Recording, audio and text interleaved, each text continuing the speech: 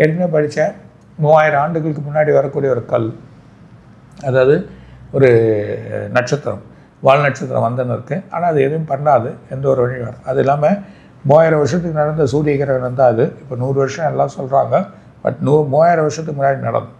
அதில் ஒரு கிரகமும் வரும், அதோட வழியாக சேர்ந்தும் இதுவும் வரும். அது இல்லாமல் இந்த வாட்டி குருவும் வழியாக இருக்கும். சூரியன்,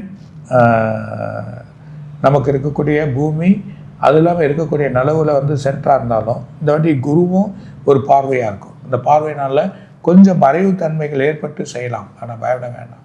மக்கள் எதுவும் பிரச்சனை இல்லை. பட் பாதிப்புகள் நிறைய ஏற்படுது. நேச்சுரல் கலாமிட்டிஸில் பெரிய பிரச்சனைகள், இயற்கை சீற்றங்கள் ஏற்படும். ஆனால் சில பேர் வந்து சொல்கிறாங்க சார், அந்த 2 நட்சத்திரக்கு இடையில் ஒரு கல் வருது, ஆபத்துன்ற மாதிரி சொல்கிறாங்க. அது வந்து ஒரு ஏலியனோட ஒரு உளவு விமானமாக இருக்குமான்னு சொல்கிறாங்க. அது எந்தளவுக்கு உண்மை? அதில் பொய்யான வழி. ஆனால் அது உள்ளே வந்து வேறு விதமாக போய் வேறு இடத்துக்கு போயிடும். அந்த மாதிரி நிலைமைகள் தான் ஏற்படுமே தவிர, இதுதான் இது 3000 வருஷத்துக்கு அப்புறமா ஏற்படக்கூடிய நிலைமை. இதனால் எந்த ஒரு பாதிப்பும் இல்லை. சூரியனுக்கும் அந்த பாதிப்பு இருக்குது. சூரியன்கிட்ட நெருங்க முடியாது, நெருங்கினா இதுவாகிடும், பாதையை மாற்றிக்கும். அந்த நிலைமை தான் இருக்குன்றதை சொல்லலாம். ஸோ அதே மாதிரி வந்து இப்போ சில பேர் இந்த டிசம்பர் நவம்பருக்குள்ளே வந்து ஏலியன்ஸ்லாம் வந்து பூமியில் வந்து வர்றதாகவும் நிறைய தகவல் வந்து கிடைக்கிறதாகவும் சொல்கிறாங்க. அது எந்த அளவுக்கு? கிடையாது. அதெல்லாம் வரத்துக்கு வாய்ப்பு இல்லை, வழியே இல்லை. பட் கலியோட வழி ஒரு ஸ்டேஜிங்கில் வர்றதுக்கான வழியாக இருக்கலாம்.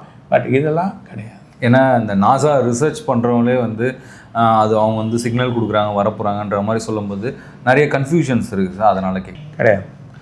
ஏலியன்ஸ் இருக்கா இல்லையான்னு நான் ஆல்ரெடி நம்ம மெட்ரோபி பதிவில் கேட்டிருந்தோம். நீங்கள் வந்து ஏலியன்ஸ்னு ஒன்று இல்லை அப்படின்ற மாதிரி சொல்லியிருந்தீங்க. அதே மாதிரி வந்து அவங்க வந்து நம்மளோட தூதுவர்கள், தேவ தூதுவர்கள் அப்படின்னு சொல்லியிருந்தீங்க.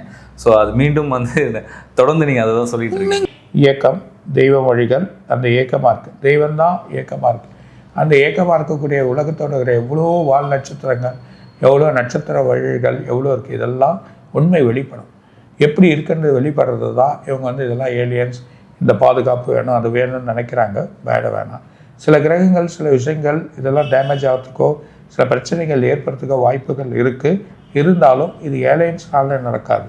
உள்ள மேலே சுழற்சிகள் ஏற்படக்கூடிய காரணத்தினால வழியாக இருக்கலாம். இருந்தாலும் இந்த இயக்கம்ன்றது ஒரு இறைவனோட வழியாக இருக்குது.